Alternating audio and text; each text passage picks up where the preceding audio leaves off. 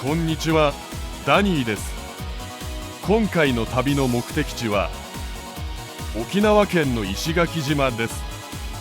沖縄本島からさらに南西へ、八重山諸島の玄関口として知られる自然と文化が色濃く残る南国の島です。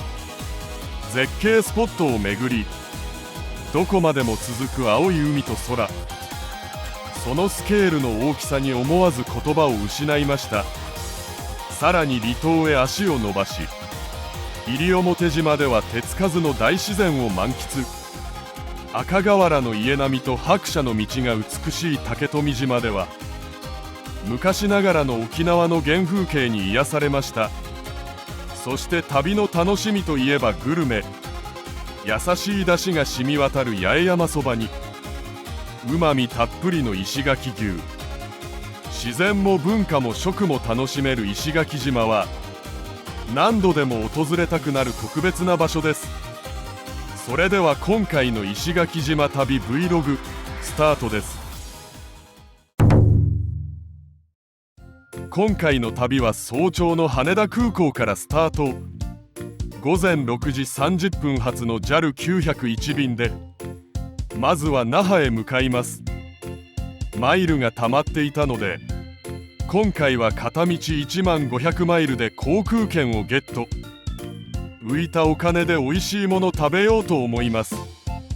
那覇からは JTA のジンベエジェットに乗り継いで石垣へ。那覇から石垣までは約1時間です。午前10時50分、石垣空港に到着しました。ここからカリー観光社の石垣港離島ターミナル行きの直行バスに乗って移動します。バスは30分ごとに出ていて、離島ターミナルまでは約30分で到着します。離島ターミナルに到着。まずは荷物を預けにホテルに向かいます。こちらが今回泊まるホテル、ホテルアビアンパナ石垣島です。入り口が木の裏に隠れているので、少し見つけるのに戸惑いました。受付に荷物を預かってもらい、お昼を食べに出かけます。やってきたのは君食堂。少し並んで入店しました。こちらでは名物の味噌そばをオーダー。スープは味噌のとてもいい香りがして、少ししょっぱめ。麺や具材と一緒だとちょうどいいバランスの取れたものでした。味噌そば以外にも牛飯やカレーなどメニューが豊富なようです。続いて訪れたのは八重山そばの名店、平商店。八重山地方で食されている八重山そばは、一般的な沖縄そばと違い、ストレートの丸麺が特徴。あまり紅生姜を添えないなど、トッピングにも違いがある。四万十のソウルフードである八重山そばは、石垣島を訪れた時にはぜひ食べておきたい一品です。スープはあっさりながらもうまみが強く、飲むとホッとする、そんな味でした。次の予定まで時間があったので、ここでデザートタイムにすることにしました。訪れたのは石垣島の牛乳屋さんのお店、元気ミルク。石垣島で慣れ親しまれている日本最南端の地元乳業、八重山元気乳業のお店です。ジェラートやパン、プリンなどが販売されています。ここではジェラートのダブルをミルク味と塩ミルク味で注文。塩ミルクは少し塩味が入ることでミルクの甘さが引き立っており、とても味わい深いものでした。バスの時間になったので、東運輸車のバスターミナルへ向かいます。本数は少ないですが、ここから石垣島の各地へ向かうバスが出ています。事務所で1日フリーパスを購入しました。これで24時間東運輸の路線バスに乗ることができます。ある程度移動するのであれば往復運賃を考えるとフリーパスを買った方がお得です。今回は川平湾に向かうため川平公園前バス停に行くバスに乗車します。約40分で川平公園に到着。グラスボートの予約をしてあるので受付を探します。今回はマリンハウスグルクン社のグラスボートです。バス停から受付がちょっと離れているので利用する場合は公式ホームページなどで場所を確認しておくといいと思います。グラスボートは底がガラス張りになっているボートで水中や海底を観察することができます。川平湾では美しいサンゴ礁やたくさんの魚、シャコ貝、運が良ければウミガメも見れます。季節や潮の満ち引きによっても見え方や見える生き物が違ってくるそうで、また別の機会にもぜひ観察してみたいですね。グラスボートの後は少し川平湾を散歩しました。川平公園には展望台があり川平湾全体を一望することができます。この日は残念ながら曇っていたため海の色もいまいちでしたが、本来であればエメラルドグリーンの海を一望できるはずでした。また夕方には湾全体がオレンジ色に染まってそれはまた美しい景色が見られるそうです。少し散歩してから再びバスに乗ってバスターミナルまで帰りました。バスターミナルへ戻った後、夕食の予約をしてあるレストランに向かいました。この日訪れたのはステーキレストランパポイヤです。厳選された石垣牛のステーキが堪能できるレストランでサーロインやテンダーロインまたはそれらのハーフ&ハーフを注文できます。今回はせっかくなので特上ハーフ&ハーフを注文しました。ステーキメニューにはサラダ、スープ、パンまたはライスがついてきます。こちらはサービスで出してくれたおつまみ、石垣牛の脂身をカリカリに焼いてニンニクで味付けしたものとゴーヤのピクルス。こんなの出されたらどんどん飲みたくなっちゃいますね。さらに柚子胡椒で味付けた島豆腐も出してくれました。スープは人参のスープ、ほんのり甘い味付け、そしてメインディッシュのステーキが到着。サーロインとテンダーロイン、どちらもナイフで切ると崩れそうなくらい柔らかかったです。サーロインは若干脂が強めですがくどいほどではなく甘みがあって素晴らしい仕上がり。テンダーロインは脂少なめで食べやすくより肉の味を感じられました。個人的にはテンダーロインが好みかなと思いました。ちなみに付け合わせの黄色い四角のものはじゃがいもです。これもとても美味でした。この日の予定をすべて終えホテルに戻ってきました。チェックインをして部屋に向かいます。こちらがこれから3泊する部屋、スタンダードツインルーム。広さはそこそこですがエアコンが各部屋で調節できるのは高評価ポイント。アメニティは部屋にはタオル以外置いておらずフロントから必要なものを持っていくスタイル。朝食が無料サービスになっておりビジネス利用にも適したホテルです。次の日に備えてゆっくり休みます。4月18日土曜日、この日は朝から離島巡りツアーに参加する予定でした。まずはホテルの朝食をいただきます。品数は多くはないですがビュッフェスタイルでした。朝になって気づきましたが、このホテルは吹き抜けになっておりました。程よく日の光が入ってきてて良い感じです。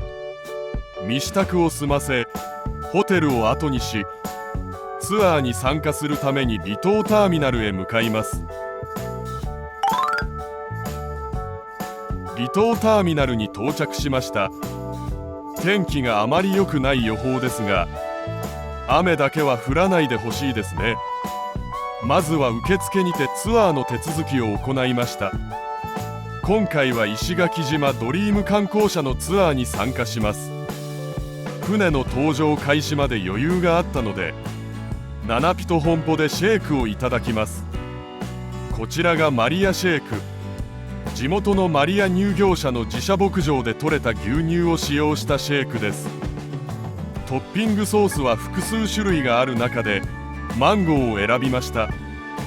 離島ターミナルは夕暮れな石垣港離島ターミナルという愛称で呼ばれ、八重山周辺離島と石垣島を結ぶ船舶が発着する旅客ターミナルビルです。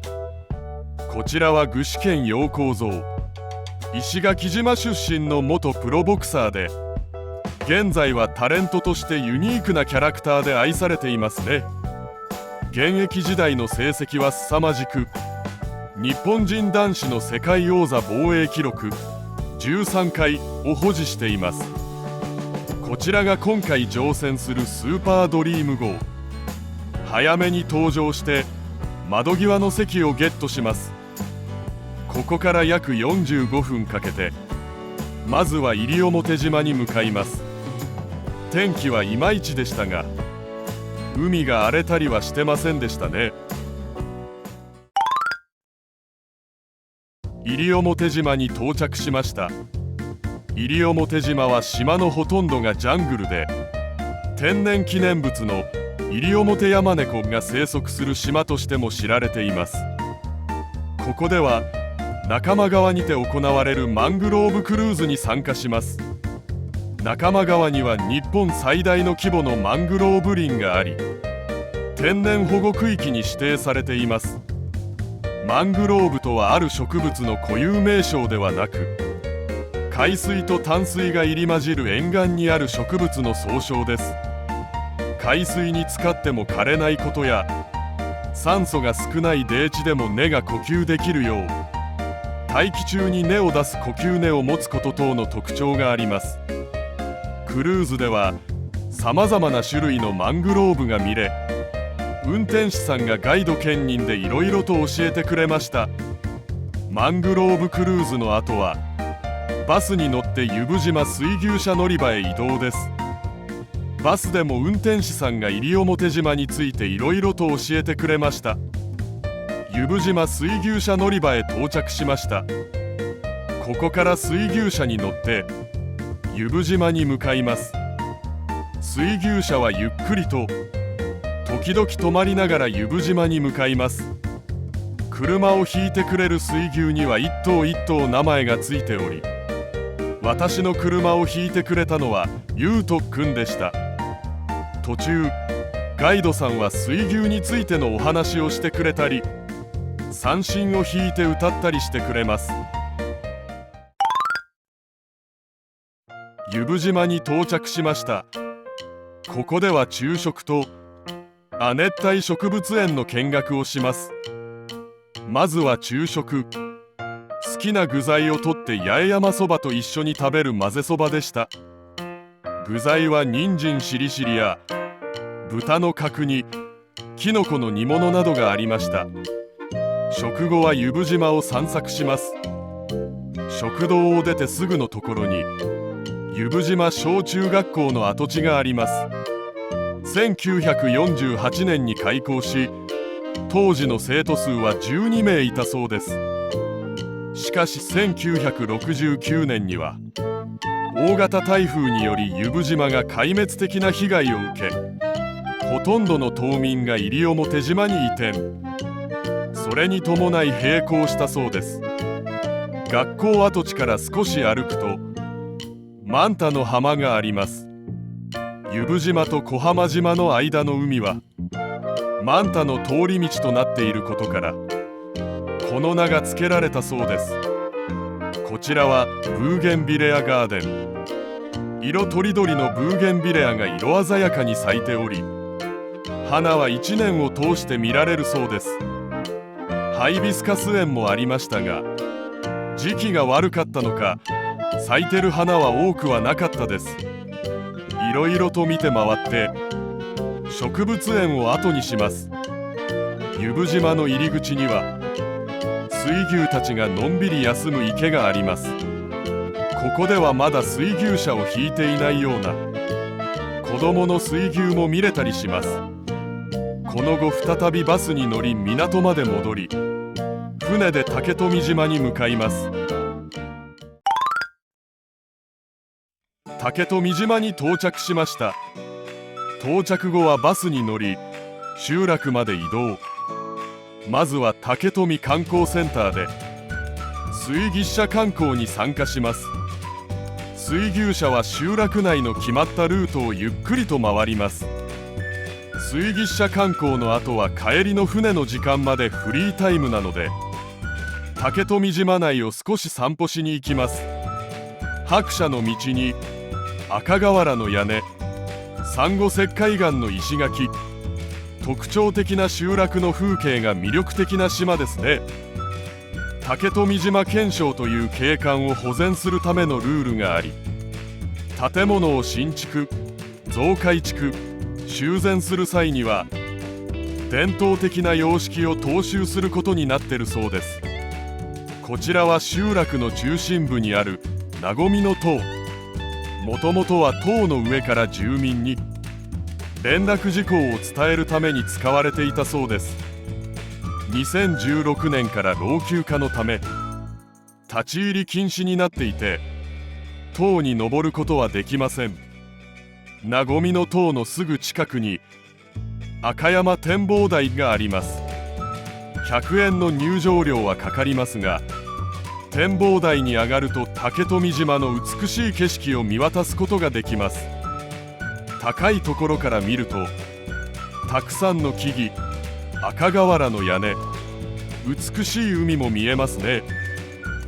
少し歩いて西桟橋にやってきました。かつては船着き場として利用されていたそうで、今は国の登録有形文化財です。訪れたタイミングでは潮が引いていて見れませんでしたが、透明度の高い海が周りを囲んでいて魚が泳いでいるのを見られるそうです。また夕日がとても綺麗に見られるスポットでもあり、竹富島に宿泊する必要がありますが見る価値はありそうです。左の方を眺めると見えるのはコンドイビーチ。今回は時間の関係で見に行けませんでしたが、竹富島で唯一遊泳ができる場所で波がほとんどない穏やかなビーチだそうです。再び歩いて集落へ戻ります。自転車を借りればもうちょっと回れたなと思いました。竹富観光センターから港まで無料送迎バスが出ているので乗って移動します。港の待合室で少し船の時間まで待機していました。石垣島への帰りの船が到着しました。帰りもスーパードリーム号でした。ツアーだと短時間しか滞在できないので、次竹富島に来るときは一泊してもっと見て回りたいなと思いました。離島ターミナルに戻ってきました。少し休憩して夕飯を食べに向かいます。この日訪れたのはアジマー商店です。島の食材を使った居酒屋で離島ターミナルからも近い立地です。ドリンクはオリオンサイダーを注文。初めて見ましたがオリオンビール社が販売している炭酸飲料です。透明で甘さ控えめのすっきりした味です。こちらはお通しの油脂豆腐。油脂豆腐とは豆乳ににがりを加えて固まりきる前の柔らかいおぼろ状の豆腐です。次に注文したのはフーチャンプルーです。チャンプルーとは沖縄料理の一つで、主に豆腐、野菜、豚肉、スパムなどを炒めた料理です。フーチャンプルーは沖縄の車麩が入っているのが特徴で、車麩はもちっとした食感に仕上がります。こちらはジューシー焼きおにぎりです。ジューシーは豚肉やカツオ、豚骨だし、昆布、野菜などを米と一緒に炊いた沖縄風炊き込みご飯です。汁気が多い雑炊状のものもあるそうです。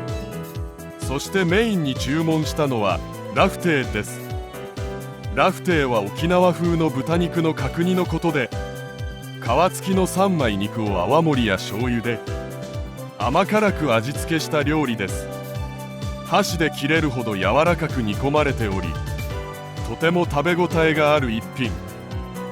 デザートにはチュラ卵のクレマカタラーナを注文。表面は炙られていてカラメルがパリッとします。中身は思ったより柔らかく、カタラーナというより柔らかいプリンといった感じでした。島料理を満喫してこの日の観光を終えました。ホテルに戻って明日のために休息を取ります。3日目、4月19日日曜日。この日は外に朝ごはんを食べに出かけました。しばらく歩いて訪れたのは朝から昼ごはん、朝からしっかり食べられる定食屋さんで、美味しいだし巻き卵が名物です。ここでは人気ナンバー1の豚汁と大きなだし巻き卵の定食を注文。柔らかいだし巻き卵、大きな豚汁、漬物、かまぼこ、もずく酢がついてきます。優しい味付けですが量は多く、朝からお腹いっぱいになりました。一旦ホテルに戻り、少し休憩した後に徒歩で観光に出かけます。まずはホテルのすぐ近くにあるミヤラドゥンチを訪れました。入り口にここから先は入場料が必要と書いてあるにもかかわらず、どこで支払えばいいのか分かりづらかったです。受付は入り口から少し入ったところにあるので、そこで入場料を支払いました。ミヤラドゥンチのポストカードと資料がもらえ、そこには概要が記載されていました。首里王府時代に八重山はミヤラ間切り、大浜間切り、石垣間切りの3つの行政区に分かれていて、それぞれの間切りの長の指定がドゥンチと称されていたそうです。このミヤラドゥンチは首里氏族層の屋敷構えや建築様式を残していることから国の重要文化財に指定されています。庭園も見ることができますが、入れる範囲は広くはありませんでした。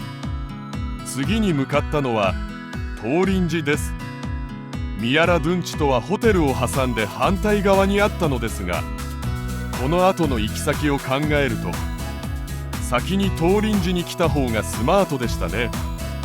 東林寺は日本最南端の禅寺で1614年に創建されました。八重山地域最初の仏教寺院として地域に根ざした寺院だそうです。東林寺仁王像は八重山列島産の小形の木で作られた沖縄県で現存最古の仏像とのこと。昼食は A&W 石垣店で取りました。 A&W は日本では沖縄県にのみ展開しており、日本初のファストフードレストランとされるザ・ A&W バーガーやルートビア、カーリーフライが代表的なメニュー。今回はそれら全てを注文。ルートビアは昔アメリカで飲んで痛い目に遭っているので S サイズにしときました。ザ・ A&W バーガーはオニオンフライやクリームチーズ、黒糖ペッパーポークが入っているのが特徴。ルートビアは特徴的な味で湿布のような香りがします。正直に言うと人を選ぶ味だと思います。何度か飲んで慣れてくると美味しいのかもしれませんね。デザートは雪塩サンド石垣島店でいただきました。こちらの商品にはサラサラしたまるで粉雪のような宮古島の雪塩が使われています。ここではサンドソフトを注文しました。雪塩ソフトクリームにホワイトチョコレート味の雪塩サンドが1個ついてきます。この後はレンタカーで観光に出かけます。しばらく車を走らせ玉取崎展望台にやってきました。駐車場から見える景色も綺麗ですね。展望台まではこの遊歩道を通っていきます。遊歩道にはハイビスカスなど南国の花が咲いています。少し歩くと赤瓦の屋根の展望台が見えてきます。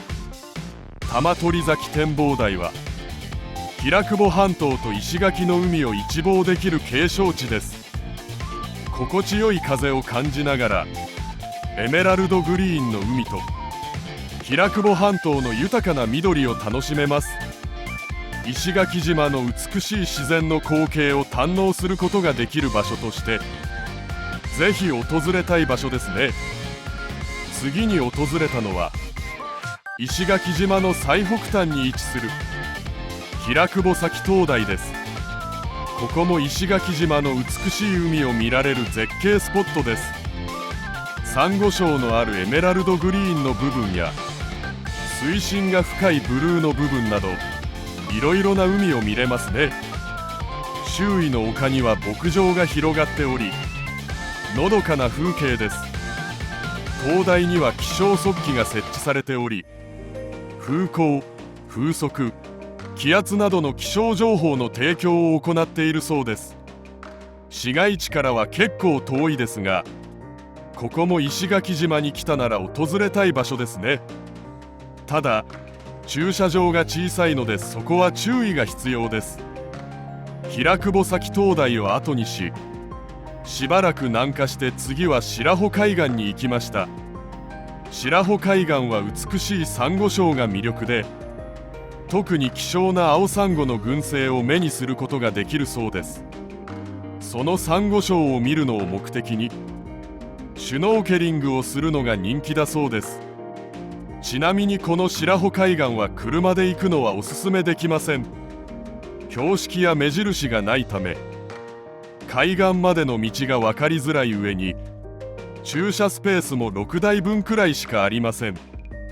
また海岸までは細道で奥は行き止まりのため駐車できなかった時に U ターンするのも一苦労です。この後市街地に戻りレンタカーを返却しました。夕飯まで少し時間があったのでユーグレナモールに向かいました。ユーグレナモールは日本最南端のアーケード商店街だそうです。石垣島の中心商店街で飲食店やお土産店が並んでいます。品揃えのいい店もあるのでここで買い物するのもいいですね。夕飯を食べに炭火焼肉岬にやってきました。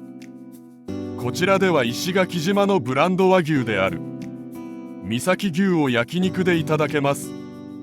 岬牛は油にこだわっているそうでたくさん食べても胃もたれしづらく上品な甘みがあるそうです。まずは上カルビと上ロースを注文しました。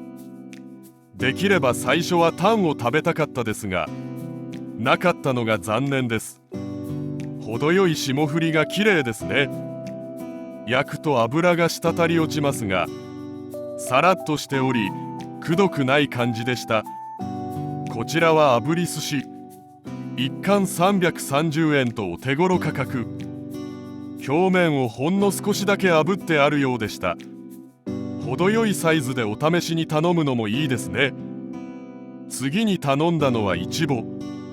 イチボはお尻のあたりのお肉で適度な脂と柔らかさが特徴。今回頼んだ品の中では一番バランスが良くて好みでした。デザートはチンスコーバニラアイスをいただきました。大きめのバニラアイスに黒蜜とチンスコー、満足感高めでした。この後はホテルに戻って最終日のためにゆっくり休みました。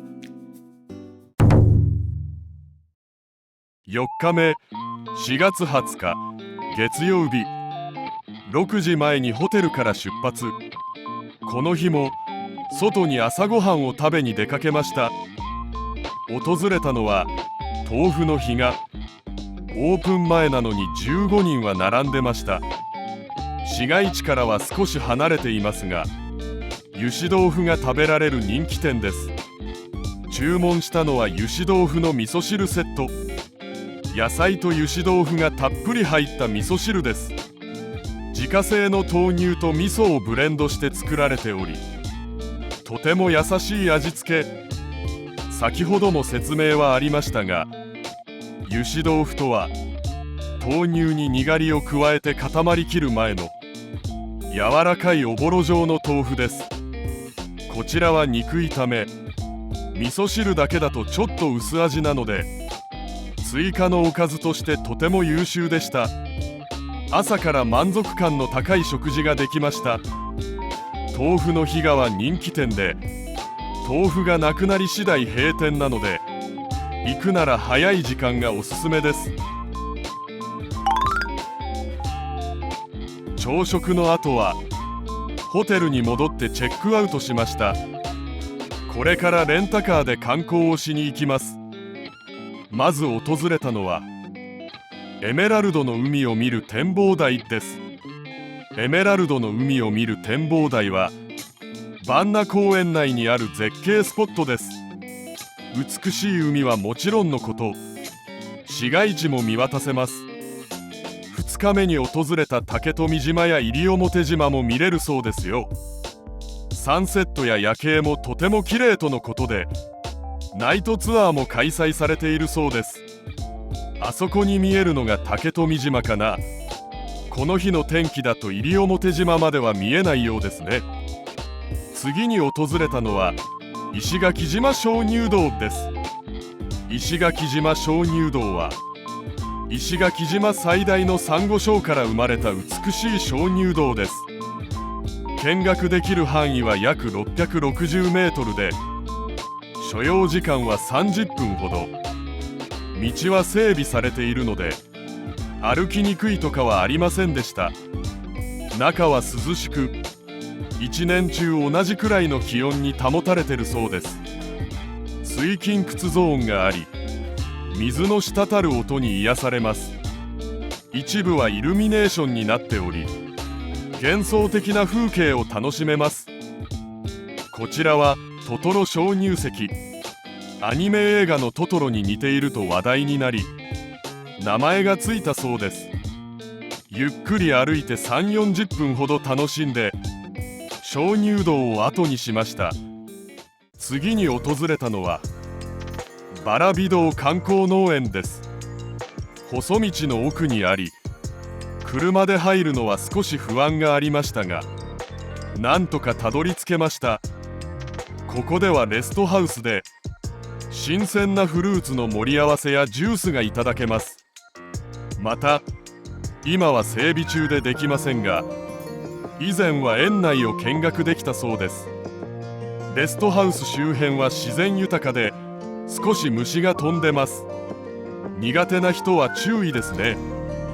果物の盛り合わせ1人用を注文しました。ジュースはマンゴージュースにしてもらいました。季節によって内容は変わるそうで今回は2種類のパイナップルにオレンジなどが入った盛り合わせでした。食べたことのないフルーツも入っており不思議な味でした。ジュースもとてもフレッシュで自然な甘みを楽しめました。バラビドウ観光農園を後にし石垣八重間村へやってきました。石垣八重間村は沖縄八重山の歴史文化、食文化、大自然や動物との触れ合い、ものづくり体験などを楽しむことができる日本最南端最西端のテーマパークだそうです。沖縄特有の赤瓦の古民家が保存されており、古き良き風景が広がっています。その多くの古民家は中に入ることができます。中でくつろぐのもいいですね。また八重間村内にはリスザルの森があり、亜熱帯の自然林を利用して自然に近い状態で飼育しています。リスザルの森には入ることができ、人懐っこいリスザルが肩や手に乗ってくることもあります。60頭以上の手のひらに乗るほど小さな可愛らしいリスザルと触れ合えるのは貴重な体験ですね。ちなみにリスザルの体調次第ですが、餌やり体験ができることもあるそうです。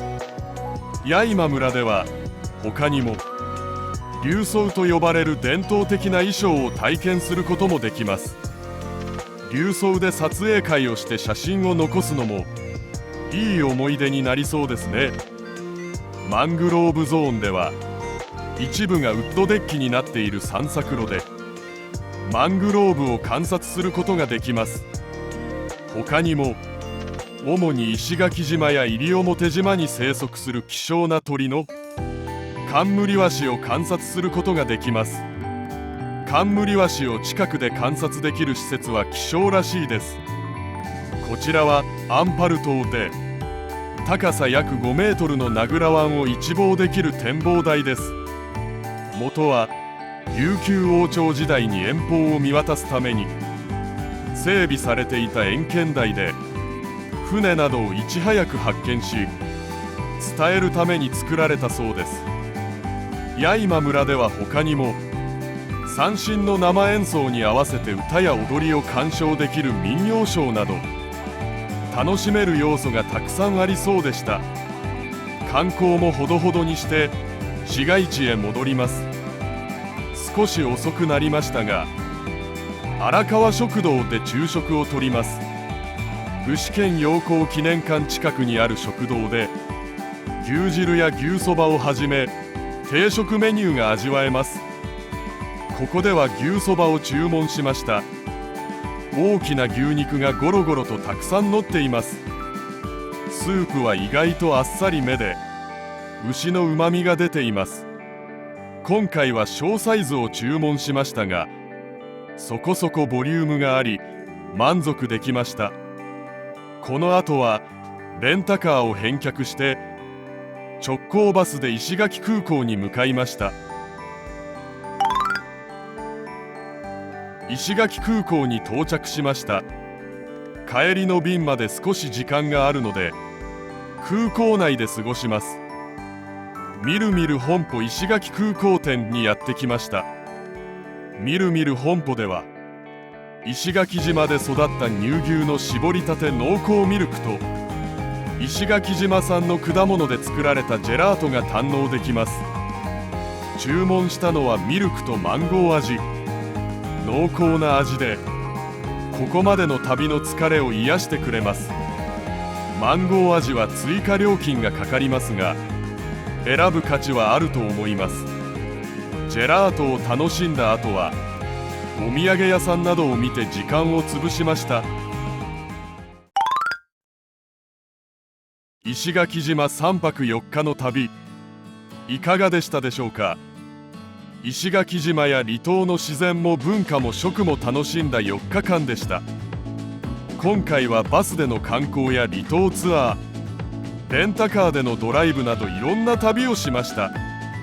そこで思った石垣島旅行の注意点をまとめると、1つ目はバスでの観光は本数が少なくて難易度が高いということ。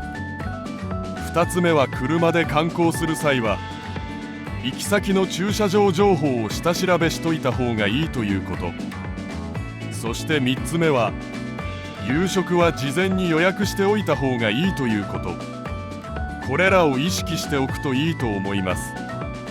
この Vlog が少しでも皆様のお役に立てたなら光栄です。それではまた次回お会いしましょう。チャンネル登録、高評価よろしくお願いします。せっかくなので今回の旅行で購入したお土産を紹介します。まずはこちらのパイナップルケーキ。自家製パイナップルジャムを生地で包み、八重山ミンサーの模様をつけて焼き上げたお菓子です。パイナップル本来の濃厚な甘みと酸味が楽しめるそうです。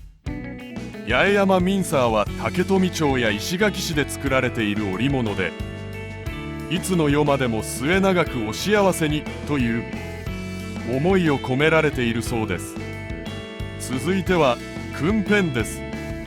琉球王朝御用達菓子として献上されていた伝統菓子で、いりごまの香ばしさとコクのあるピーナッツあんが魅力だそうです。こちらは八重山ソーキそばです。沖縄そばが大好きな家族に送るために購入しました。やはり石垣島に来たなら八重山そばは買わないとですね。次は石垣島そば菓子です。八重山そばの生麺を香ばしくカリッと揚げたおやつで、数種類の味があるそうです。今回はそば味とピパーチ味を購入。おつまみにも良さそうですね。最後は石垣島のお土産ではありませんが、経由地の那覇空港で購入した美ら海の先盛りカレーです。かつおだしを使った和風カレーでソーキが入っており、少し甘みの感じられる美味しいレトルトカレーです。沖縄に行った際には必ず買ってます。他にもこんなお土産おすすめだよとかありましたらぜひコメントで教えてください。それではまた今度。